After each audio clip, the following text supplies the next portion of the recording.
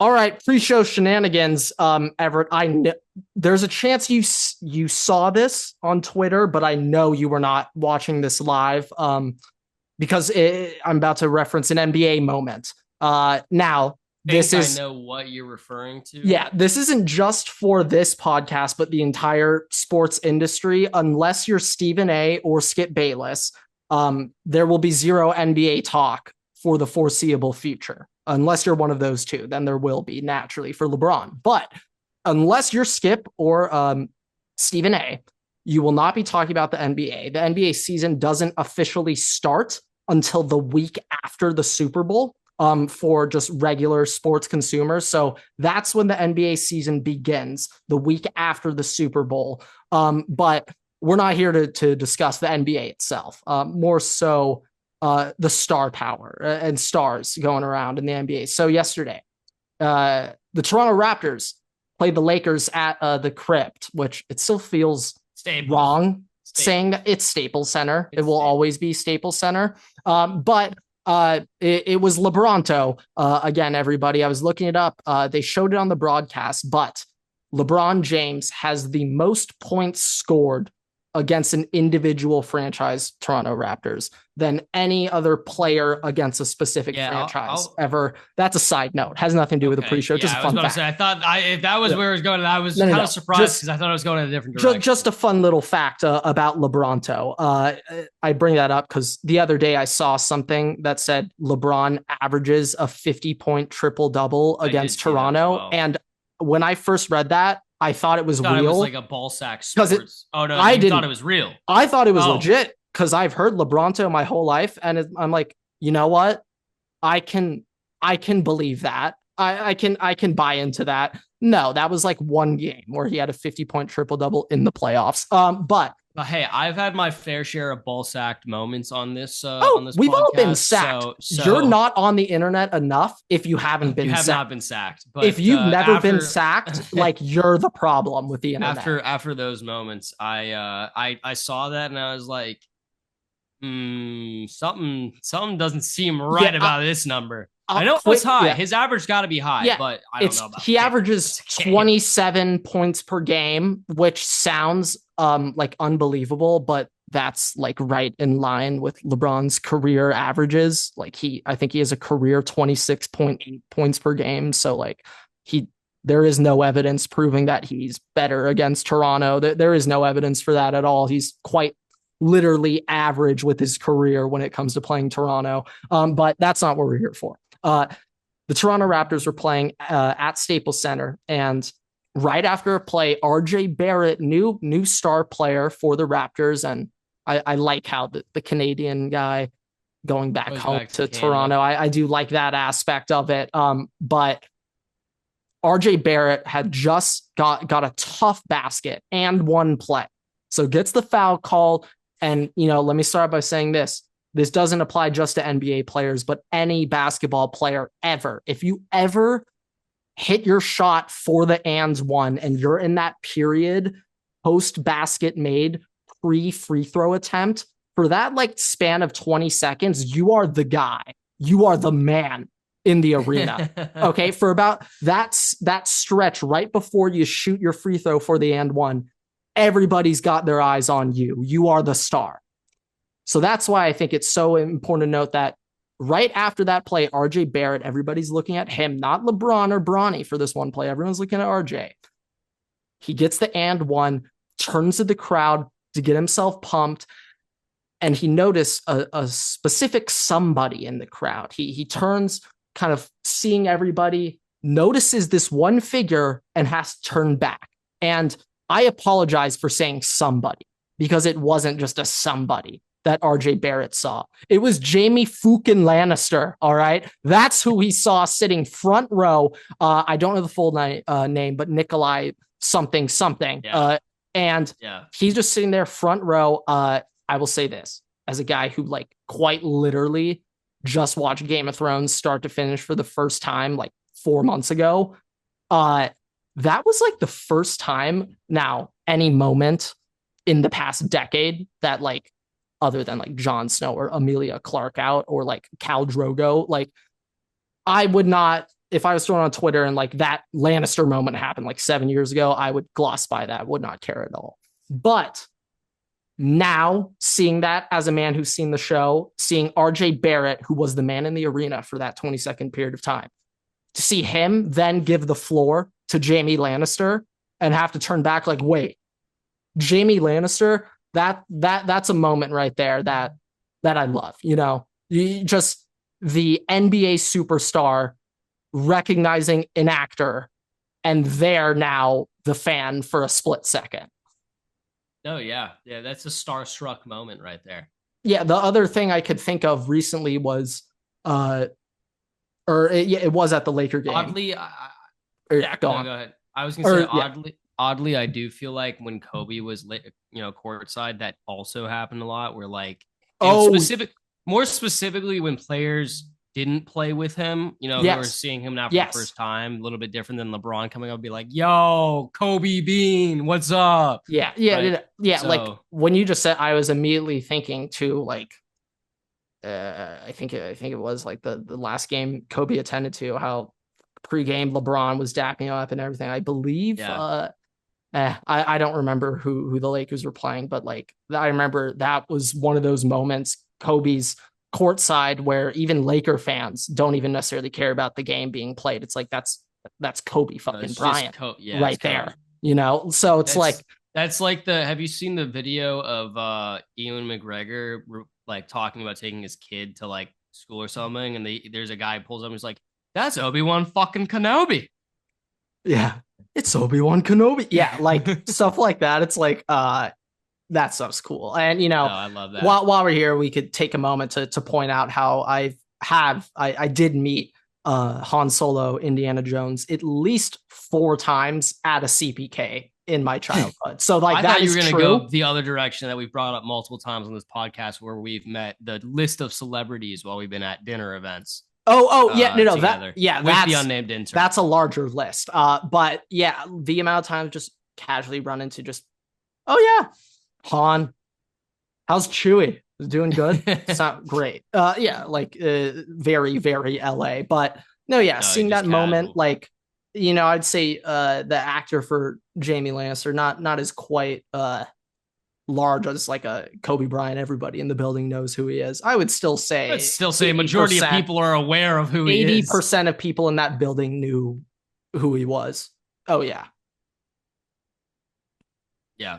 No, yeah. But anyway, that was a fun little moment that I like seeing RJ Barrett going from the man to the fan in the span of 8 seconds. Shows you how human athletes really are. No, yeah, I love seeing that. Just like when you see like the people you look up to have a fanboy moment when they're just like you. Yeah, it's funny to see. But yeah, that was a pre-show I had. It was Jaime Lannister. I don't think I've ever seen Jaime Lannister not as Jaime Lannister himself in the show. So yeah, that was cool for me. That's why I brought it up. But yeah, I think that's going to do it for the pre-show. All right. Without further ado, what is going on, everybody? Welcome back to another episode of the Waterboy Podcast. It is episode 273. And we had another crazy weekend filled with college football upsets.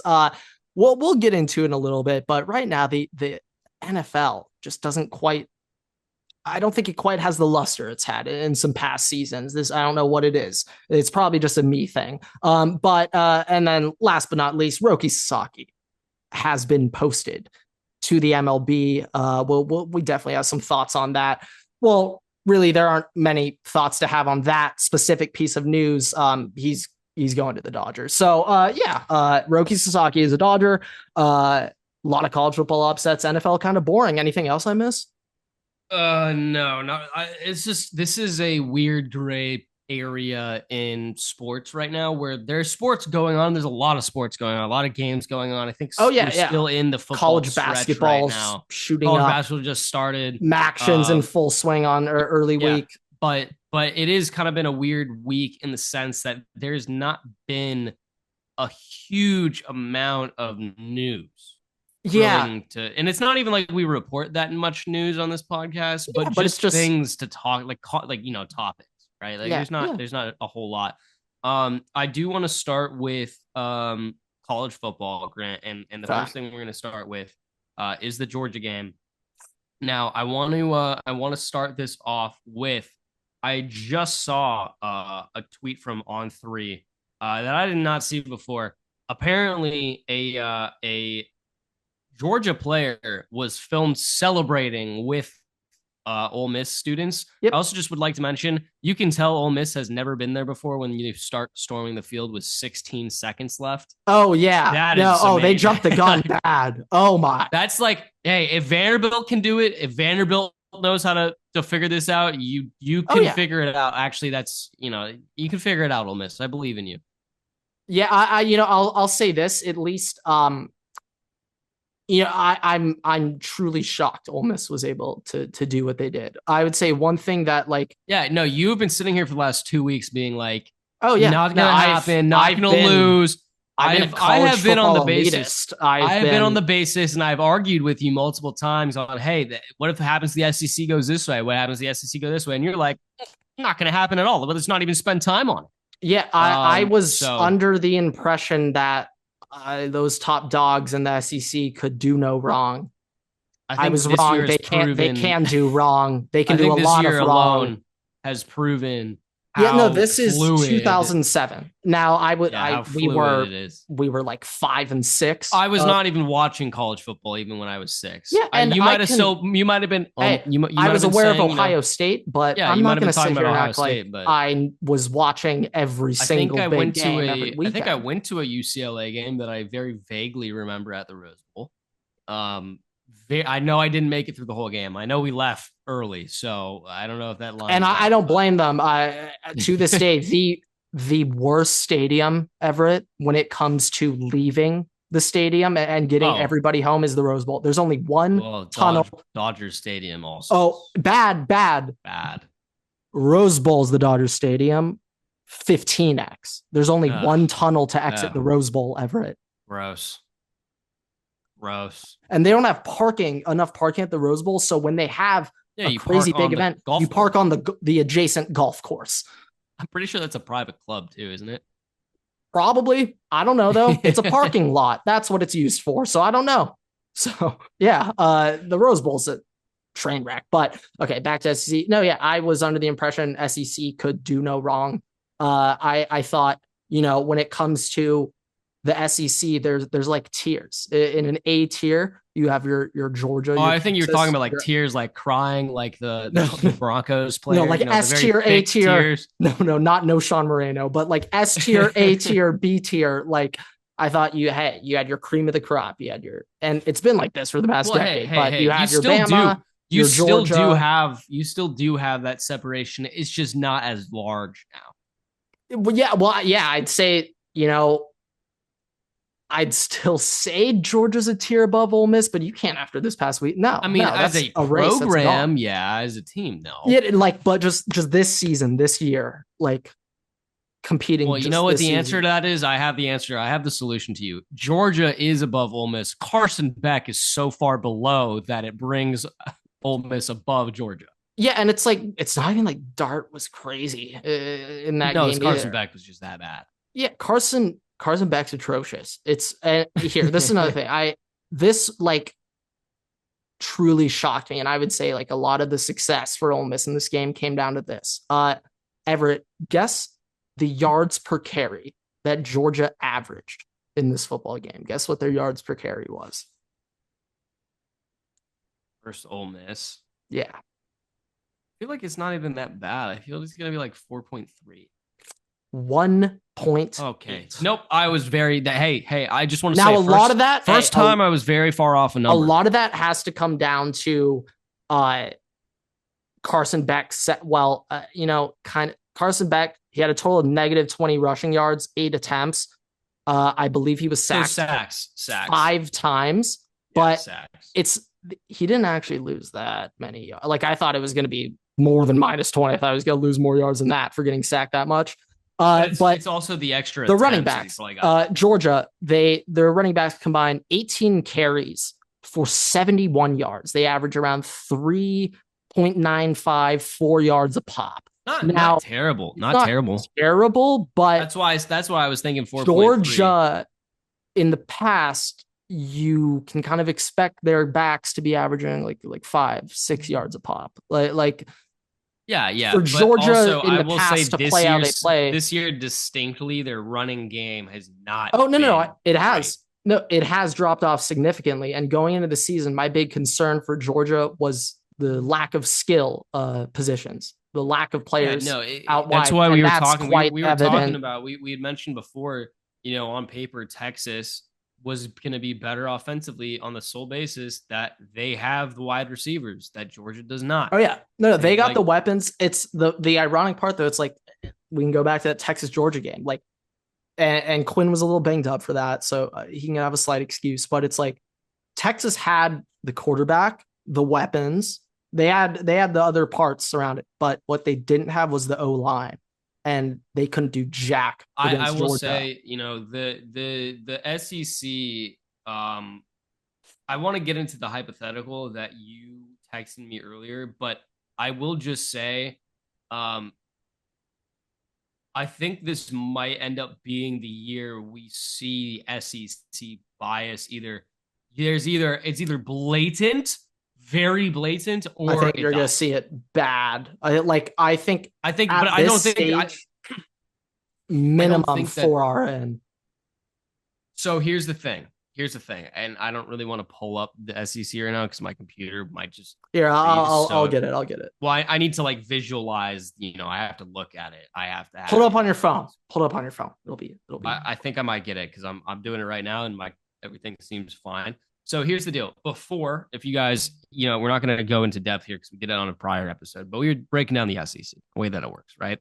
We basically said to make the playoffs, you cannot lose more than 2 games.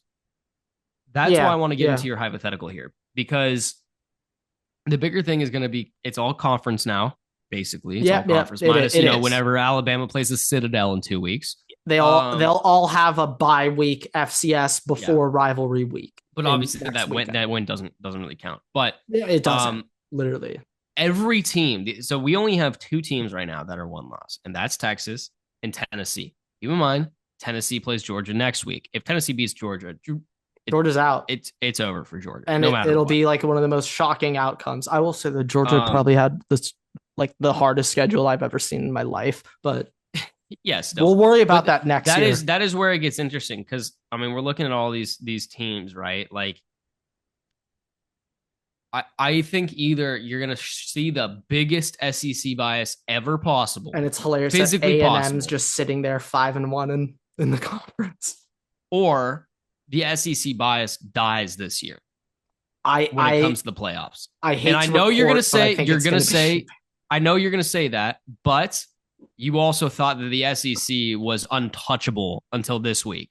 And I have been arguing. I thought Georgia was just unbeatable. I was like, dude, the only team that could beat them is. But I've been arguing that it's not. And well, look here. Let's say this. But I want to Georgia beats Tennessee. Let's say we can. I don't want to break down loss of all these guys. The whole thing. I want to look at the SEC championship. Because let's talk about that. Like you talk about, because what you were saying was there's a strong chance that the SEC championship game could have 2 teams with 2 losses or 1 team with 2 losses, right? And you were talking about how that plays out if one of the teams with 2 losses loses the SEC championship and gets 3 losses. The key point is you lose by 30. I know, but still the basis of having 3 losses versus one of these teams that maybe have 1 loss or have 2 losses. Yeah, I have heard the committee is saying they do not want to punish teams for losing the championship game. And now I think it would be a 13th game. It would be a 13th game, to be fair, which would be an additive. But also, if that's the case, then you get into the interesting question of its reward, right? If you now have a team that will be rewarded for winning the championship, and they'll get probably one of the top 4 seeds. Yeah. And now you have a team who lost it. So it's going to, for that application to work, right? That team would now have to be still ranked higher in the bracket than a Texas or a Georgia or Ole Miss or whoever. It has to be that. It has to be the second ranked. I don't know the answer to that question. And now the thing is you get into it where it's like, okay, if I gave one of these other teams, because let's say they're all tied 8-2. Let's say that's the way it plays out. We have like 4 teams. I don't even know how the tiebreakers work. I don't know how it works, but let's say that's the case, right? And let's say in a hypothetical world, right? Ole Miss is 8-2, or whatever. 9 and what would be 10-2. 8-2. They're all 10-2. Yeah, so let's say Ole Miss is 10-2, Georgia's 10-2, Tennessee's 10-2, and Texas. So we have multiple teams. We have tiebreakers in there where Ole Miss beat Georgia and Texas lost to Georgia. And I'm looking at if everything ended up that way. So this assumes Tennessee gets another loss. I mean that they lose to Georgia this week. Yeah, I think that would be the way it plays out. I'm just reading right now. I think that's the schedule. I'm reading it. If all this checks out and they all finish 10-2, Texas A&M will be the 1 seed in the SEC. But this is where I want to get into it, Grant. This is what I'm interested in, right? Because you have all these different tiebreakers, right? And let's say in this situation, Georgia somehow makes it in the SEC championship.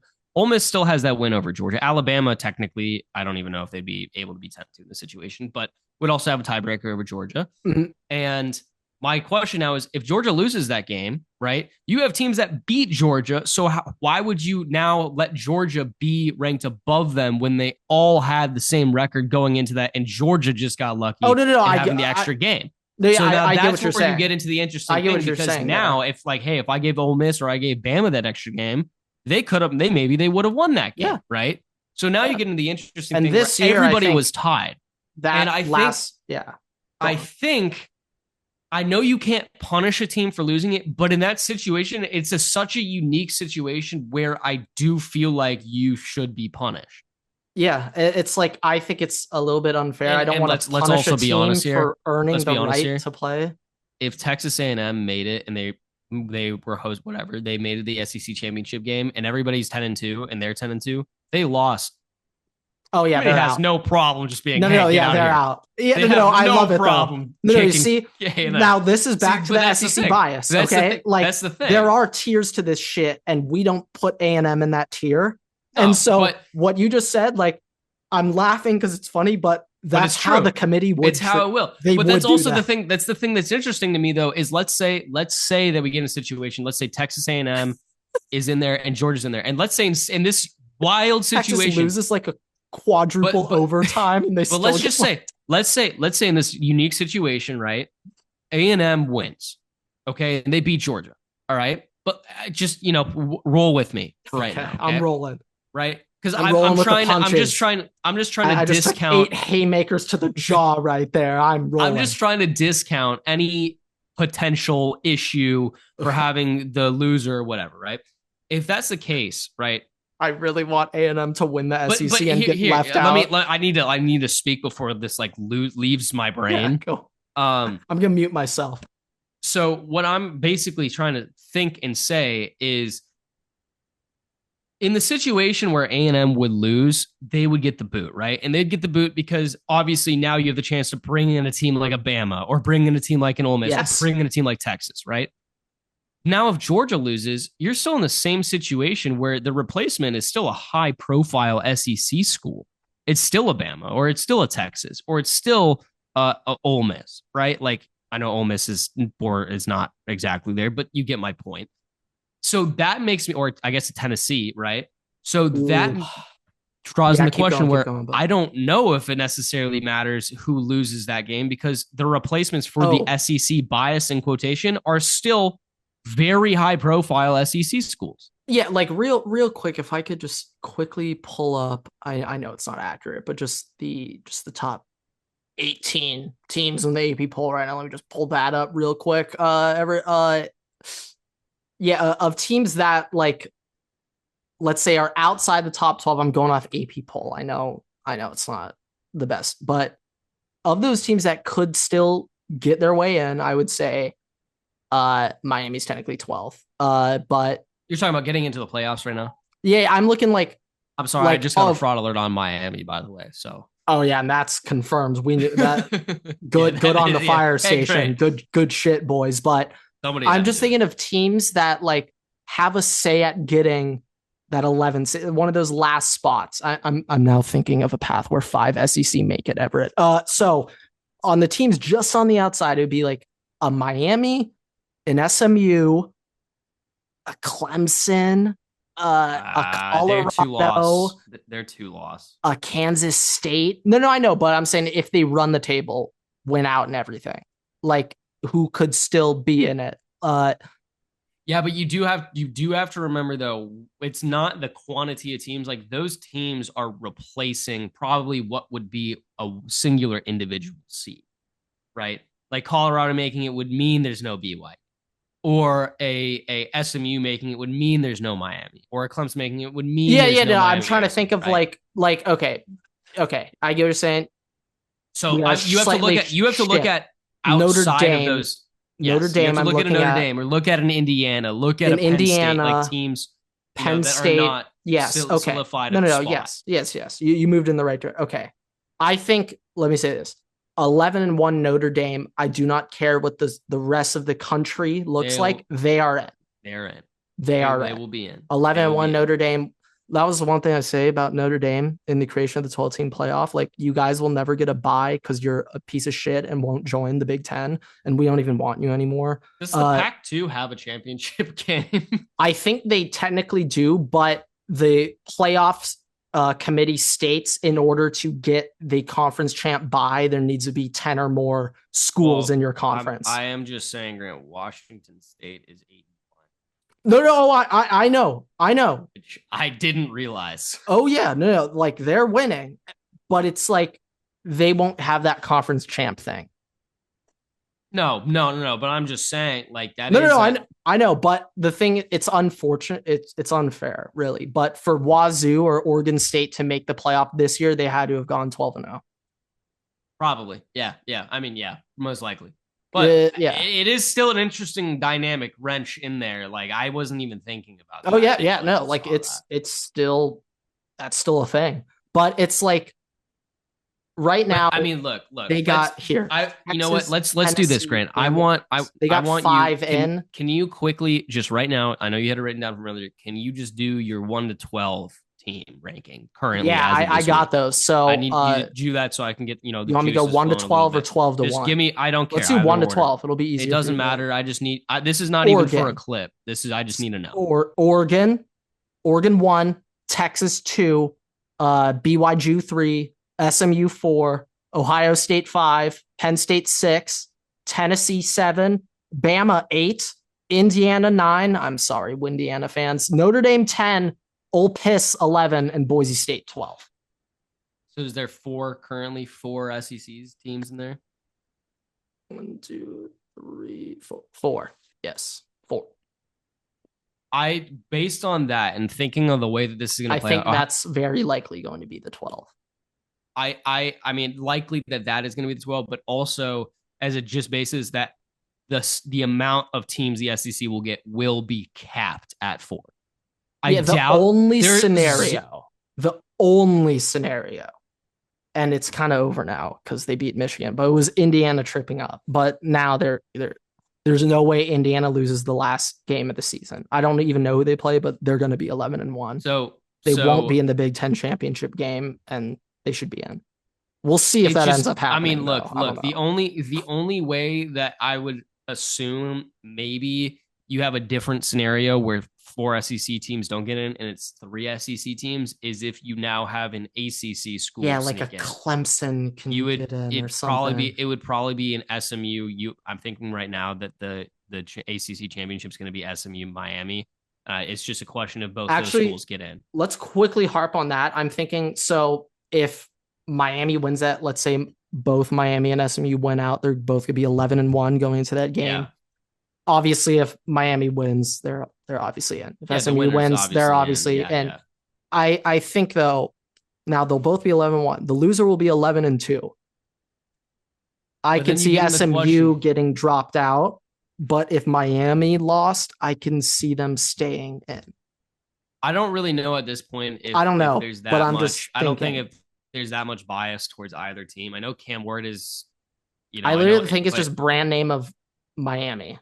They'd love SMU Miami. Still has a decent brand. Pretty big, but it's not pretty big brand. But I mean, look, I'll just say this. My point there is just we're talking about trying not to harm teams for losing the championship. I think that scenario in the I don't ACC, want to do that. I think that scenario in the ACC though is different than the scenario in the SEC because now you're taking like in this situation, there's not really, I mean, Clemson technically, but let's just throw Clemson out of here. Let's just act like they don't even qualify. It'll be tough right? Like, for them to make it, but yeah. But let's just think that Clemson doesn't exist for right now, right?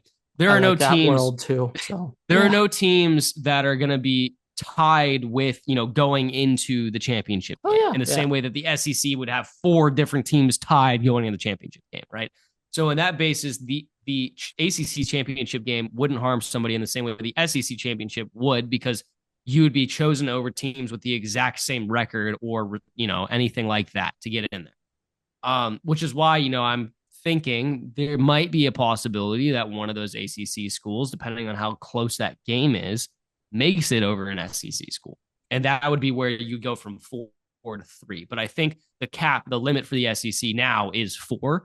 And I do think that, thinking about it, I do think that there is a very decent chance that the loser, if everybody's tied, for the most part, going into the SEC championship game, the loser of the SEC championship game may end up getting a boot. May end up getting a boot. Yeah, and that sucks because it's also like and the objectively SEC is so volatile this year. Objectively speaking, it shouldn't be that way. But the only way to have it be an actual equal opportunity of establishing who should get in or not, if there's a tie, is you do a whole round robin tournament. That's literally the only way. Like it's college basketball. Literally not possible. Conference tournaments, that'd be so fun. Literally a conference tournament would be the only way to solve that issue, and that's not possible. I mean, I'm thinking I can already see it. With the SEC fan base. They're going to be like, well, that's not fair. It's going to be like FSU last year all over again. I just thought of a scenario you got where an opportunity the other teams didn't. They beat you earlier in the year. Like you beat somebody else. It's the whole circle. It could never happen, but maybe there could be a scenario where they get rid of one regular season. They won't do this. They'll never do it. But maybe if you got rid of one regular season game, turn that into a semifinal conference champ. I don't know. Maybe it'll never happen. They're not taking games away, folks. But I don't even know if it's technically taking a game away, but I know what you're saying. Rather add a week than take away one of the normal weeks, right? Yeah. My thought is for the teams that aren't in that conference semifinal, once you take away a game. It is going to be interesting once you get to 14 teams. Instead, maybe they throw something in like that. Yeah, I don't even know what the one thing is football is the one sport where you really can't, especially at least in college, it's really hard to add games, a multitude of games. Super hard in college. Because of multiple different things, obviously academics and all that stuff. But the biggest thing is... Well, that's the least worry. No. That's why I'm saying obviously academics and stuff. But the biggest thing is... I wish they cared about that a bit They more. are students and you will have to deal with player health and longevity issues and all that kind of stuff. So, and just timeline also is kind of messy. Yeah, the college football recruiting timeline is just I feel like they change the periods every other week at this point. It's deadline has been extended. It's what the hell? Who approved of these rules? I do just think that it's going to be really interesting though, because if you have it really should just be like the Hunger Games where they just all decide to share the title. Everybody's just like, hey, let's all just share. Let's all get in. Let's all get in here. It would be crazy if you have just 6 SEC schools all tied at 10-2 and they just kick everybody out. Their district won. And it's just literally they just kick everybody out. Notre Dame gets the boot, Indiana gets the boot, Penn State gets the boot. Yeah, because I remember I think this is being debated for the next either 14, 16, but a future playoff down the line, which happens in 3 seasons naturally. Yeah, no, it's not for a while. I was saying that's a lot quicker than I thought. No, but still, we're about to have this 12-team playoff for 2 years, and then it will be over with forever. So it's this kind of quick how quickly we're moving fast here. But I do think it's going to be interesting because I think SEC and Big Ten, they want to guarantee 6 like no, I know, and that is a like, lot easier when this expands. 12 is a lot. It's hard more, to like guarantee half the playoff. Yeah. You can't be like, the whole point was to expand to allow more teams in. You can't be like, yeah, you two conferences get half of it, right? Yeah. Like in the end, if you're trying to get 6 spots, if the SEC asks for 6 spots, the Big Ten's gonna definitely ask for 6 spots. Yeah, because they're trying to match. It doesn't work though. You can't have all 12 spots go to 2 conferences. No. And even then, like, also guaranteeing spots is crazy, because let's say you have a down year of the SEC. What am I gonna let? I don't know, a 8-4 Ole Miss team into the playoffs over an Indiana team that's under? Or I guess that's not a good example. The loser of the ACC championship. No, that makes no sense. That makes no sense. Yeah, no, I think the biggest problem is the buys. No, like, the buys are definitely going to be interesting. I do want to go back and just, vanishing touches on the SEC basis of things. We don't know how this is going to end up playing out. Like there could be a concrete 1, 2, 3. Like this could be really easily solved. It solves itself out, but I have been talking for weeks now about an SEC doomsday scenario, and with every week, we are getting closer to that. And it is just interesting. I don't know who A&M. I think this is I think we are currently at doomsday scenario. We are currently on pace with doomsday scenario. The doomsday will be the finishing literal day. Yeah, no, that is margin. That is the way that I've been looking at it. The picture's being painted though. All right. No, it is. It is. And I mean, look, we're past the outlining stage. We're working on making the actual. I mean, look, I do think that basis of 3 losses kicks you out is very enforceable now. Like LSU, sorry, you're out. All right, you're done. You're done. Yeah. But if Ole Miss, if Bama, Missouri, it doesn't matter either way. But Missouri, like I said, all of these teams besides Texas and Tennessee are 2 losses. Like it is paramount for those teams to not lose another game. And I do think that if somehow Tennessee and Texas end up being 11-1, Grant, and they're the 2 teams in the SEC championship, I think obviously that solves the problem, at least with a team getting kicked out. But then you still have the tie going down the back end, where all the rest of those teams, you still have 4 teams that are going to be 2 losses. And that's still going to be interesting because you still have a circle of all the teams who beat each other or lost to each other. Okay, actually, I think in that scenario, I do think in that scenario, though, Georgia still gets the boot. Bama beat them.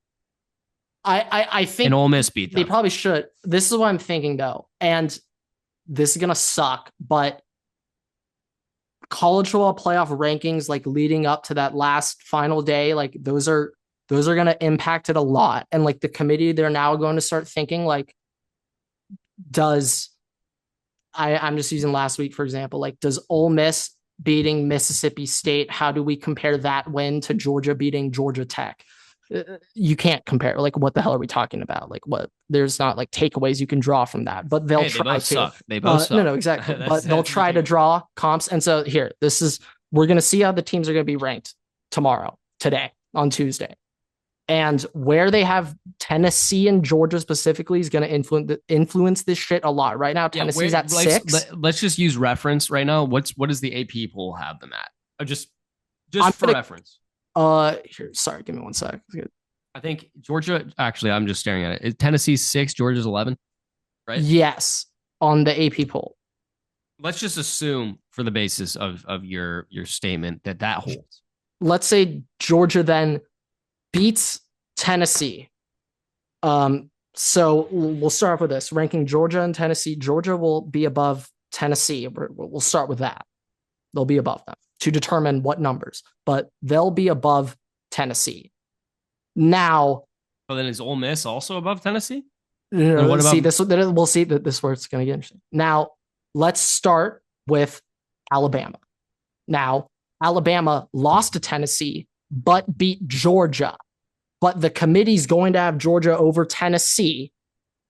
So is Bama above both. I think you end up doing more recency because the point is like the team that you're going to have. I think that's what literally with the precedent that the FSU situation gave us last year is it's fully recency because at the time, what do they think? At the time that it occurred, right? Like, FSU was a fantastic team last year with Jordan Travis, but at the time they know they won the games, but they were a distinctly worse team in those games without him.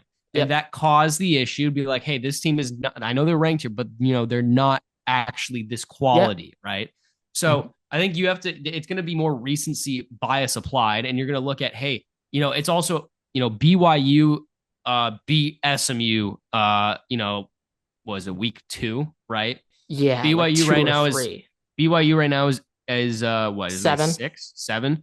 SMU is 14, right? Like, that's on the only SMU loss. Or a greater example would be, hey, Tulane is in the top 25 right now, but they lost to Oklahoma.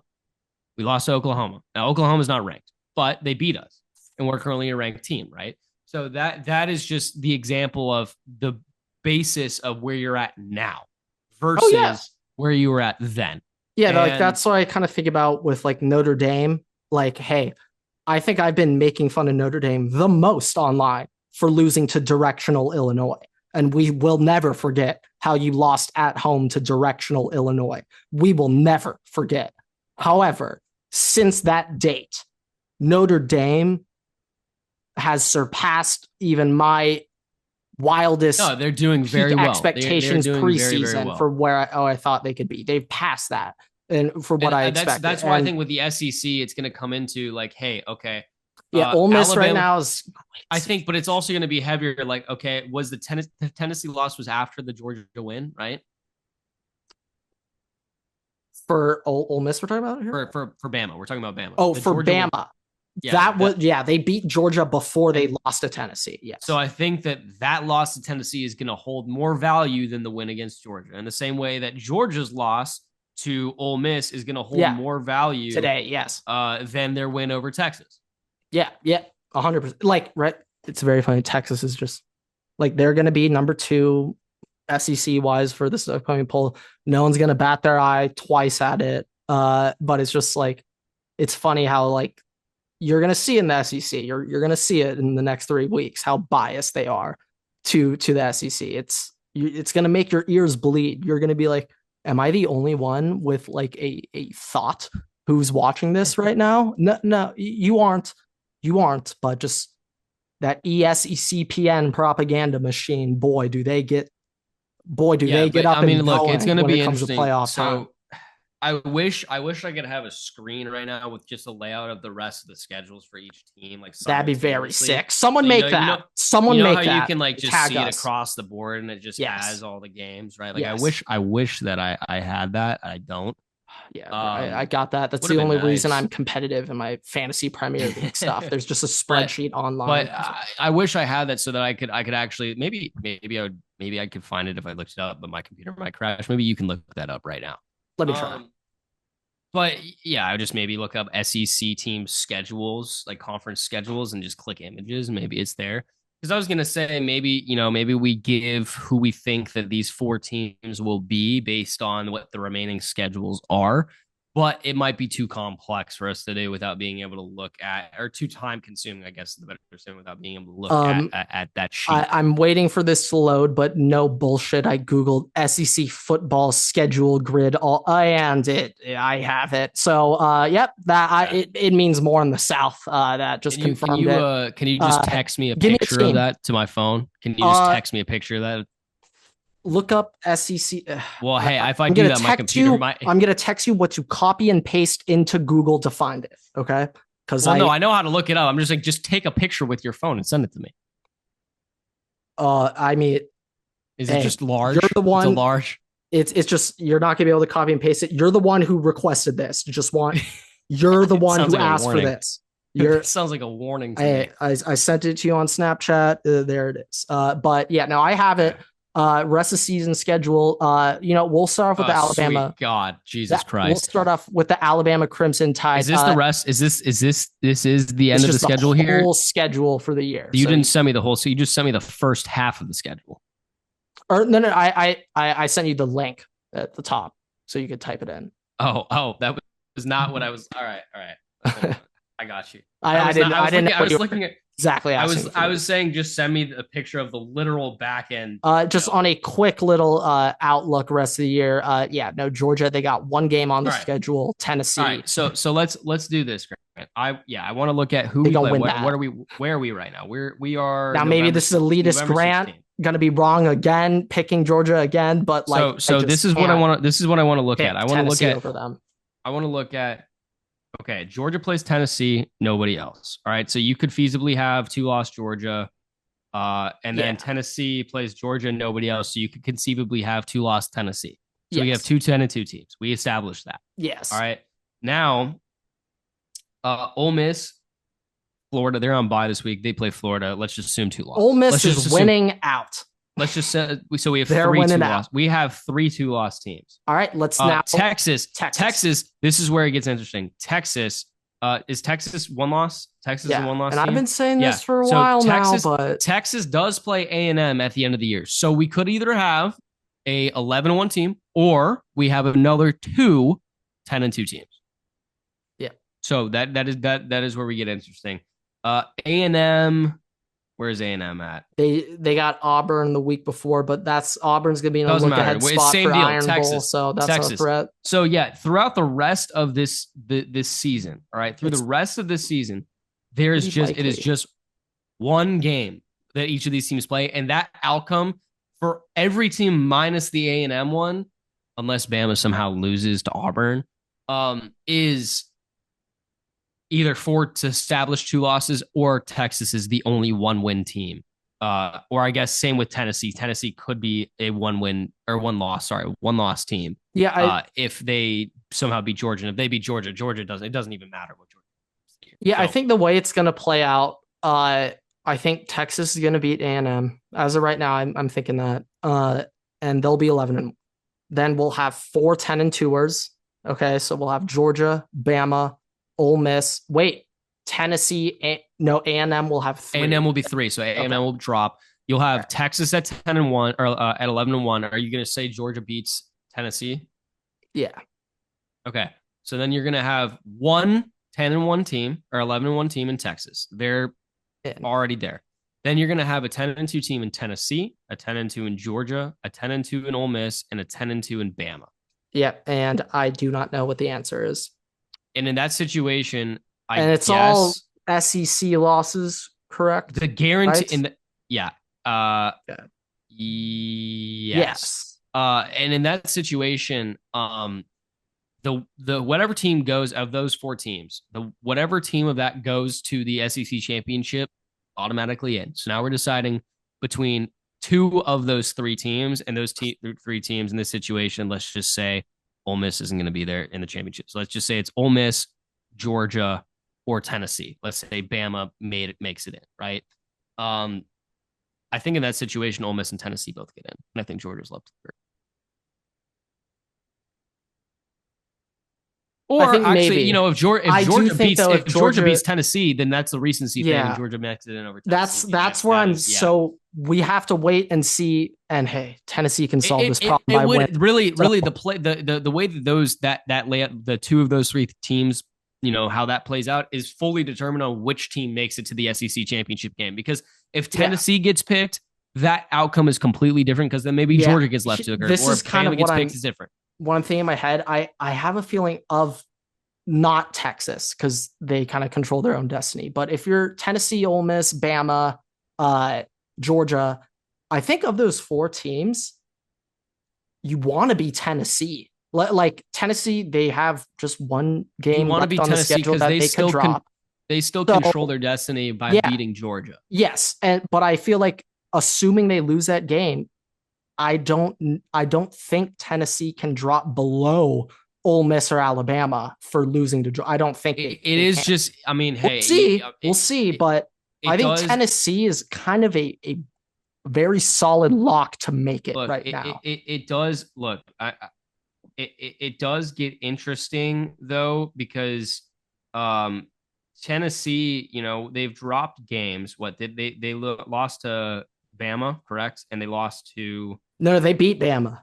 Who were the two games they lost to? Tennessee, they lost like South Carolina or some shit. I don't know, something like that. I think okay. I don't know off the top of my head. Not gonna lie. I do think that it just gets interesting because if Tennessee drops a game, let's say they drop the Georgia game, because if they beat Georgia and they lose one of those last two games, it doesn't matter. They're fine. It doesn't. They still beat Georgia, right? Oh no, they lost to Arkansas. They lost to Sam Pittman. If they lose to Georgia, I do think it matters. I do think they can drop out because they're gonna look at that. They didn't play Ole Miss this year. They're gonna look at that and say, hey, Ole Miss beat Georgia, Georgia beat Tennessee, transitive property. Ole Miss is better than Tennessee. Tennessee gets the boot in that situation.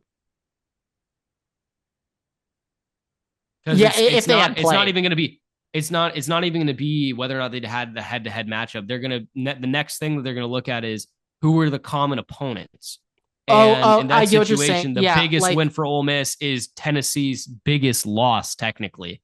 And yeah, but I mean, at the same time, I think if Tennessee loses to Georgia and Ole Miss is winning out, there's no situation where you put Georgia above Tennessee and you don't put Ole Miss above Georgia. If that's the way that it plays out, I don't think if Ole Miss wins out, they are ranked above Georgia no matter what. Should be, in theory. Yes.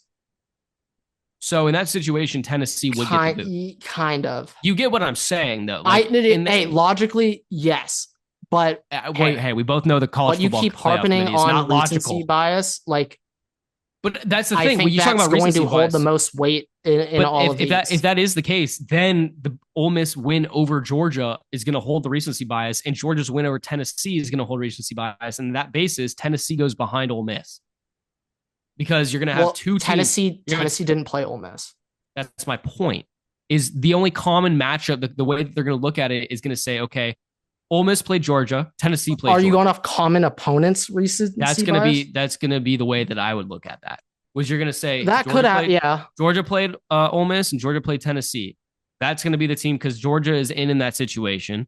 You're now going to have it's going to be looking at that Georgia beat Tennessee and Ole Miss beat Georgia, so Ole Miss should be in. Tennessee shouldn't be above Ole Miss for losing to a team that Ole Miss just beat and is now at the same strength of schedule and same exact record. Oh, I get what you're saying. Okay. This is where I think they're going to look at as a determining factor. Let me quickly take a glance. Should be under. Oh, that's NFL. Whoops, not the right sport. Yeah, here FPI. Okay, strength of record. Our favorite on this podcast.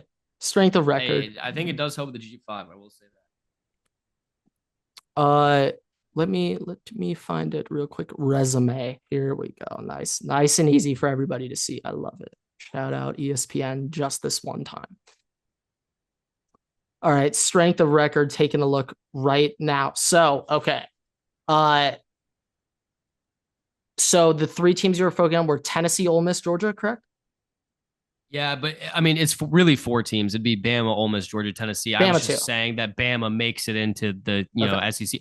Really, what it comes down to is whichever one of those two lost teams gets chosen to be in the SEC championship game completely changes the way that the two teams picked out of the remaining three gets looked at.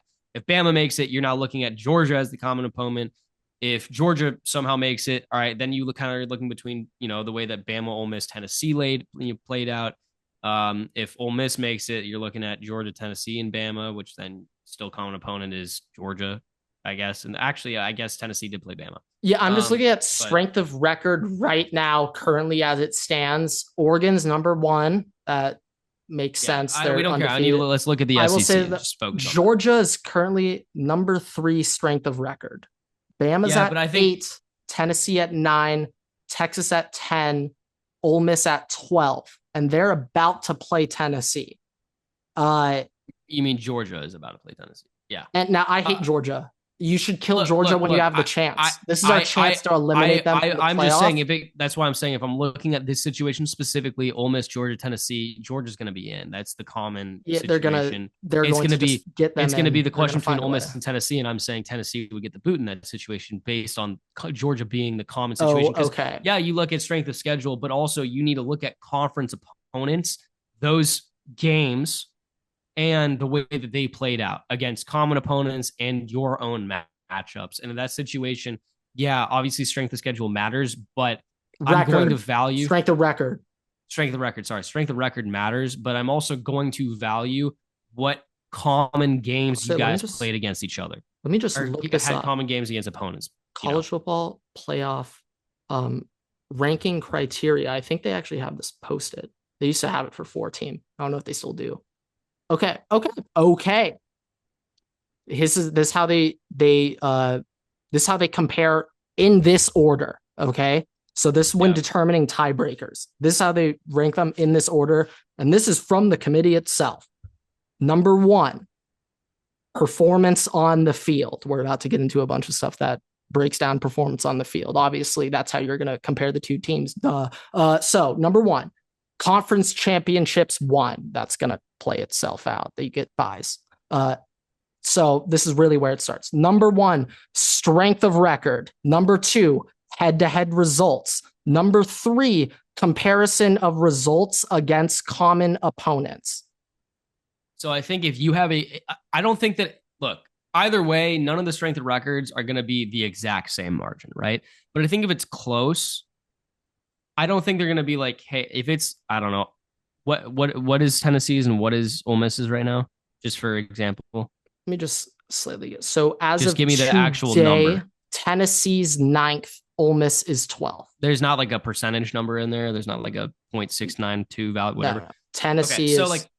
So that's close. That's a close enough margin to me where I'm like, I'm not going to barehandedly give it to Tennessee over Ole Miss. Like if that's close, right? Like if it was, okay, 12th versus 23rd, that's a big margin. But if it's that close, if it's within like 5 points, I think you defer to that next thing because also a team plays differently. I have no idea how they look at it. But that's the way that I at least feel like it should be looked at. And that's why I'm playing that hypothetical. So I don't know. If you're a Tennessee fan, just beat Georgia. We'll leave it with that. Just beat Georgia. Just beat Georgia. Do everybody solve the problem for us. And as an Ohio State fan, like, can we please beat Georgia and Bama? Like, never give them an extra chance. Okay, guys. No, it's not going to end up well for you if you give Georgia and Bama a second life. That doesn't usually result in good things for your team. Whenever you have the chance, take them out. So, all right, let's move into the NFL here. I know you were trying to talk about Roki Sasaki, but I feel like there's not much. There isn't the only thing. It's just like he has been posted. That is true. He's posted. We are watching it. Going to be a Dodger, and we're about to get from Jeff Passan, the pitcher with the nastiest stuff on earth. Did you end up watching his pitching that you were talking about after the last episode? I was talking about his forkball. I've seen bullpen clips. I'm not sure if I've seen this exact video. You sent it to me after all. Oh no, I'm not talking about. I just saw something about his forkball. I wasn't paying attention. I don't remember it. But you were saying that you wanted to go watch some film after I had mentioned that. I'm not like quite familiar with his pitch mix and stuff in it, but like I just know I've heard it's gross. Sits at 100. That's like the slowest fastball he'll throw is 100. Okay. We'll wrap up here with the NFL, Grant. Disastrous week for the Minnesota Vikings. We can get into that in a second. Aaron Jones is okay, right? I saw he came back. He's okay. I think he's just got a chest bruise or something. But chest bruise, contusion. So he got hurt. That just sounded worse than it sounded. Okay. I was like, wait, what? But you mentioned the Bears earlier today when we were texting. So I want to start with this, Grant.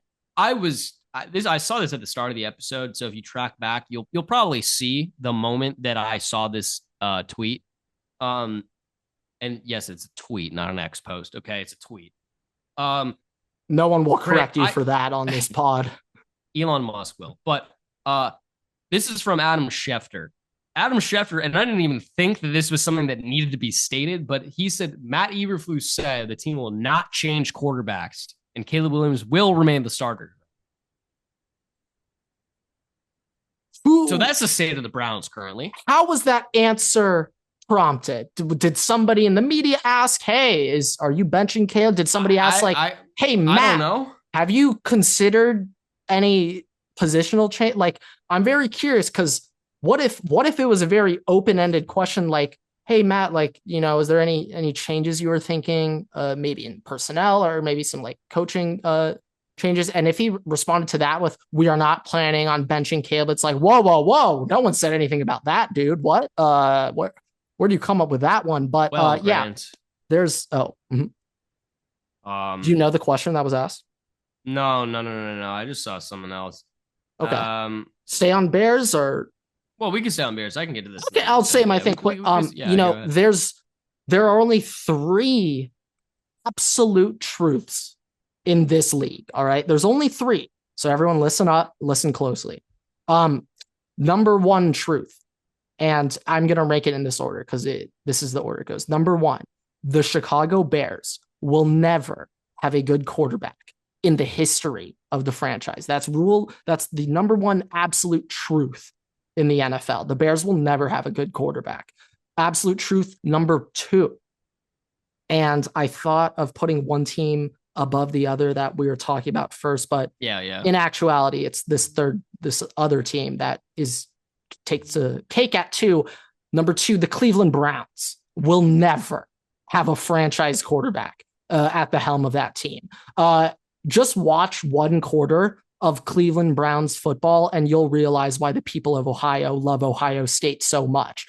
So that's number 2. And number 3, the New York Jets will never have a good franchise quarterback in the history of that franchise. The New York Jets, now Joe Namath, okay, sure. We're talking about an era where quarterbacks threw the ball with 2 hands, okay? I don't care. I think the better stipulation of that is they won't have a long-term good quarterback because they'll have quarterbacks that perform well in interim stints, but fall off. Yeah, for butt fumble, a skip in a jiffy, they'll perform well. Yeah. But not in time to make it to the playoffs. Not in time to make it. Sorry, I shouldn't say playoffs. Not in time to make it to the Super Bowl. Not in time to make it to the Super Bowl. Any of these are going to result in a playoff win or anything. Yeah, no. We were talking earlier today, and we kind of established that there are certain franchises. There are 2 types of poverty. 2 types of poverty franchises. Yes, you have your poverty franchises who will never get the franchise quarterback. So you got your Browns, you got your Jets, you got your Bears. But important to note, those 3 franchises, I would say more often than not, they'll have an average to above average defense. Like more often than not, the defense will be pretty good. The parts on offense won't, especially running game. They could all have good running games. I remember Matt Forte in Chicago when I was growing up. Jets, they great running games. But passing offense. Bilal Powell was putting in work. Chris Ivory and Matt Forte, actually. Maybe he's just the connection. Right, maybe it's Matt Forte who can save these franchises. But even Cleveland, of course, Chubb just going haywire. Matt Forte did not make it there. Hillis, you got all-time greats running the ball in Cleveland. But it's just that passing. They just can't. You can't have everything all at once. But then those are your QB poverty franchises. On the flip side, you have your other poverty franchises who have the franchise quarterback and nothing else. Exhibit A, the Los Angeles Chargers, Phillip Rivers, my whole childhood. Now a perfect transition right into Justin Herbert. Didn't skip a beat. Franchise Q still there. The only problem is everywhere else is a disaster, train wreck, dumpster fire. It's like the SpongeBob meme where all the SpongeBobs are trying to figure out how to work in the brain office. Yeah, the brain office is on fire, burning, and going up in flames right now. But hey, we got that quarterback. We still got Anakin Skywalker. Would we technically put the Patriots in that category? Just any team that has a dynasty area, though. I know, but it's just also the level. I know offensive talent like Brady. Obviously, it's Brady. I know the offensive talent around him was still okay. Don't draft great though. That could be a Bill thing, but it may be. Yeah, maybe. Yeah, I'd say one thing about the Patriots is we can't exactly like quantify. I don't think you can quantify, but like you can't really tell how successful Robert Kraft is like as an owner in terms of impacting the Patriots because I mean he had the GOAT coach and quarterback Jaguars? For the whole time. Huh? Jaguars? Everything else, no quarterback? Or would it be quarterback, not everything else? I think it would be I'm always a believer in Blonde Jesus. I'll never forget getting scorched by Blonde Jesus as an Ohio State fan. So like that's burned into my brain. Honestly, I think it's everything else, no quarterback. Yeah, he's because they had Maurice Jones-Drew, they had Julius Thomas, Saxonville, Orange 2019. And we're not talking about the defense though. We're talking just offense. They had Orange Julius. Mercedes Lewis was at one point. They had Allen Robinson when he was good. They had I want to make that clear. When Allen Robinson was there, he was really good at football. I want to make that clear. Now Brian Thomas is pretty nice. Gabe Davis I'd say very nice. Brian Thomas Jr. I mean, Travis Etienne sucks, but Travis. I always Travis to them. Travis plays for the Georgia Bulldogs. Yeah. Probably soon might be also on the might be replacing his older brother soon. Yeah. But yeah, no, that's I'm also Colts. Who is Colts is what is they Colts? usually got the Q, Luck, I guess, but Anthony Manning. Richardson. No, I know, but like Q, it has to be Q, but not everything else. Colts. Correct me if I'm wrong. What Manning has just one ring in Indy. Or did he have two? And then one in Denver. Yeah, but like two. I think it's two in total. Texans, I think is everything else, not Q historically. Yeah. Historically, yes. Right now, things are changing. The tides are turning. The tides are choppy. So Titans is probably in everything but Mariota, Tannehill. Warren Moon was like their that's number one so guy. long ago. That doesn't count. Like for reference, like the Warren Moon era, I think like Warren Moon started his playing career like as the Houston Oilers before they moved over. Raiders. I mean, they're just. Go back to I wouldn't say they're poverty. They're bad. They are, but I wouldn't say they're poverty. Yeah. Okay. The Lions turned it around, so I'm not going to even go there. They've kind of always had something going on there. That was my first thought. This whole thing, I would say though, more defensive of an issue. Yeah, no, they're a Stafford, like you got the Q there. Yeah. Okay. Like I remember my earliest Thanksgiving memories is just Stafford and Megatron putting up like 300-yard, 4-touchdown combined performances and then just losing by 3 on Thanksgiving. Like that, those are like my earliest memories of the Detroit Lions. Just Stafford playing hero ball and they cut the lead to 10. Those are all my memories of them. It's kind of funny, but any more NFL updates we quite got? I would say, really look, you got to feel bad. You got to feel bad for Joe Burrow. 5 touchdowns twice, like played so well against the Ravens, lost twice. And Jamar Chase did just what the hell was I watching? I also think that we are now seeing an epidemic. The reffing's always been bad. We are seeing an epidemic in biases for certain teams because you have all these face mask things. Joe Burrow's face masks weren't called. Sam Darnold's face masks weren't called. You have audio of Patrick Mahomes asking referees to tell him when players are close to him. No, Patrick, that's not part of the game, buddy.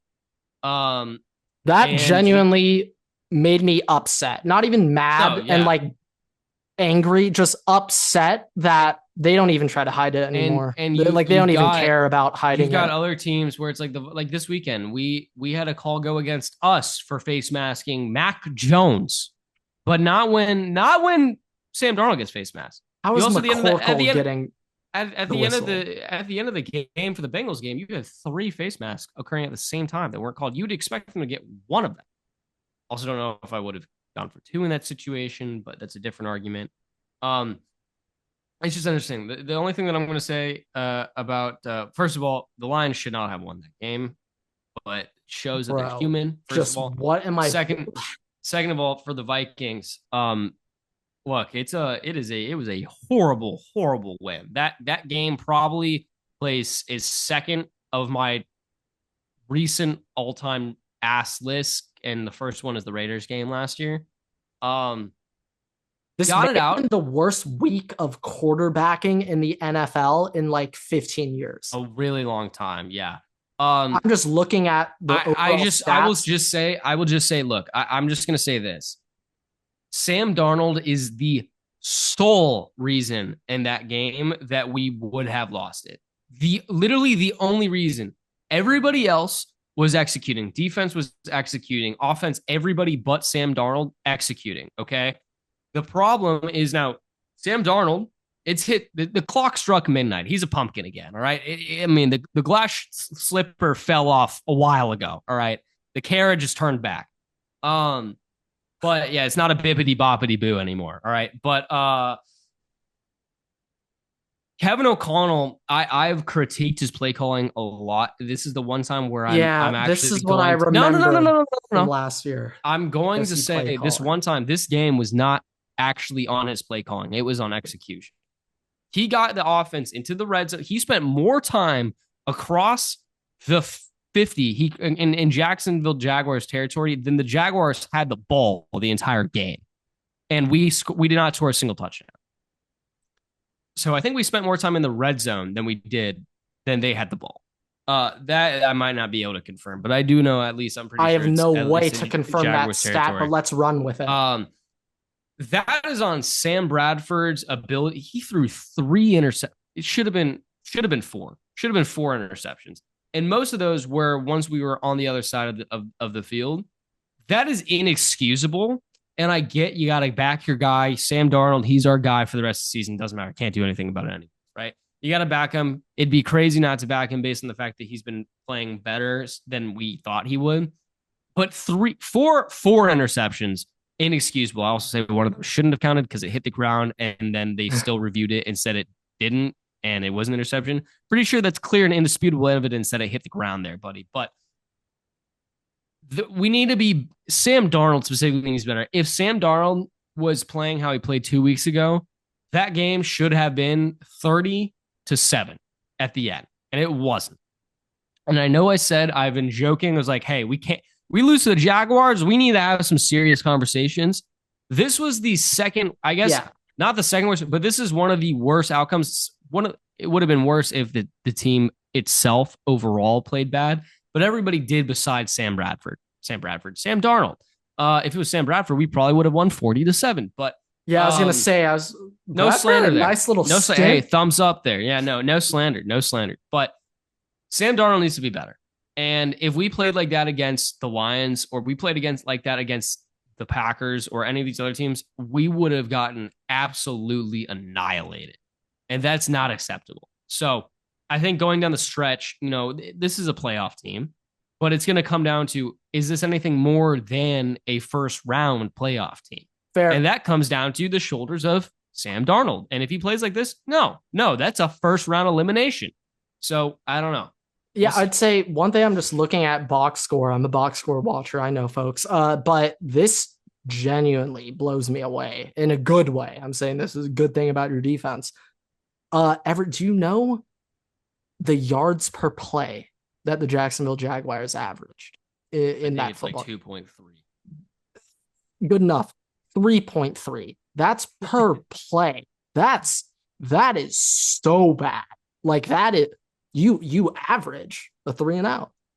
That's what that stat says. Grant, the turnover margin was equal. It was 3 interceptions to 3 interceptions. Yeah, this I'm genuinely confused how you and the Jags had the same amount of third down conversions in this. I'm confused how that's even possible. Because we didn't either. We threw a pick or earlier in the downs. Yeah. We converted before we were even on third down. No, literally.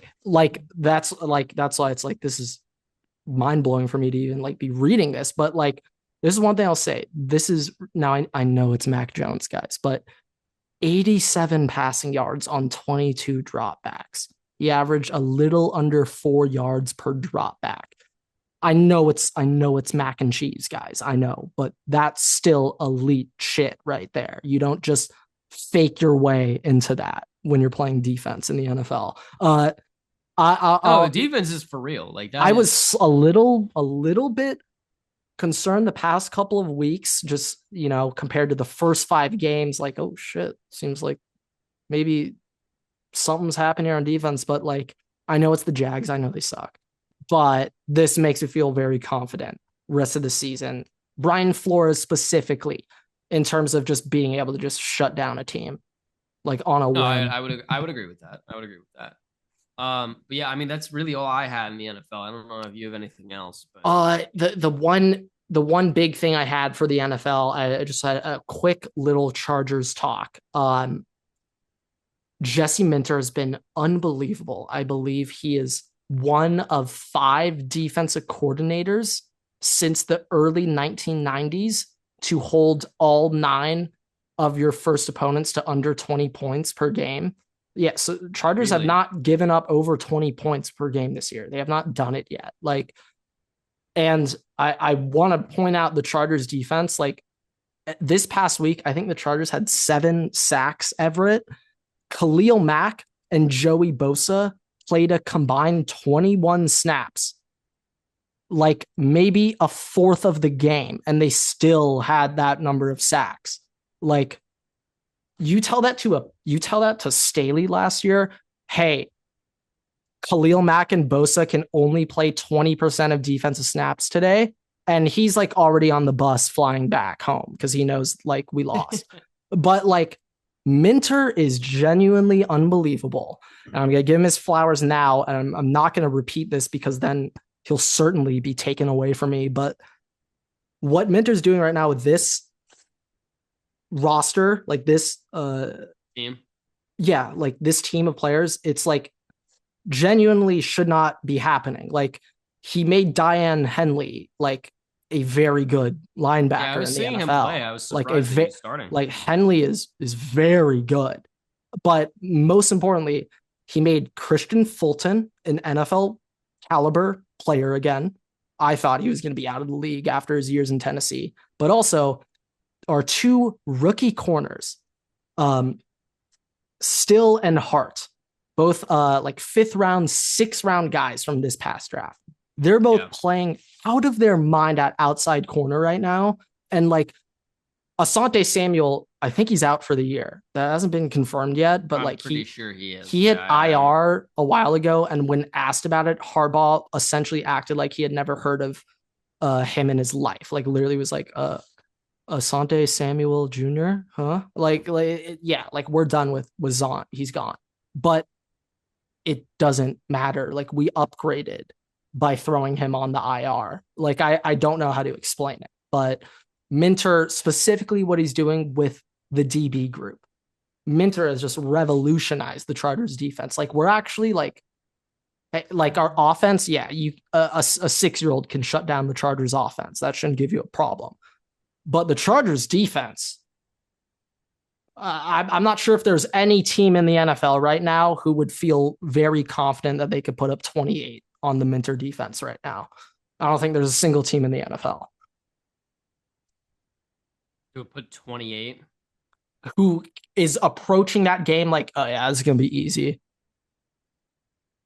There's a slight headache when it comes to the Chargers defense. But now, in terms of beating us, the formula's there. You just stall us out on offense and just get your field goals and win by foot. But yeah, like what he's doing right now, he doesn't even have great personnel. All advanced metrics, they're the number 1 defense. Yeah, I'm just trying to think of team like Lions, I guess, would be it if they don't throw 5 picks. Yeah, maybe, but like, what I'm just saying is that it's like, you can find some holes on other teams. Like the Chargers are just like, what the hell am I like? What? I'm like blown away how good they are. Like this is probably the best defense I've ever seen in my life out of them. Yeah, yeah, yeah. Other Probably. than Other 07 than the number one special, defense. other than the special teams year, yeah. But I think with that we're gonna wrap up here. So thank you guys so much for watching, listening, rate us 5 stars. You can find us on Spotify, TikTok, Twitter, and on Instagram at WaterboyPod. You can follow me and Grant on Twitter at Everett6 and at WaterboyGrant. We post new episodes every week on YouTube and all podcast platforms, so make sure to check us out there. We also post exclusive content on TikTok and on Instagram, so make sure to follow us there as well. With that, we'll see you guys in the next episode, and the Ashton Genty Heisman campaign is alive again. You gonna say Waterboys out? Yeah, Waterboy's out.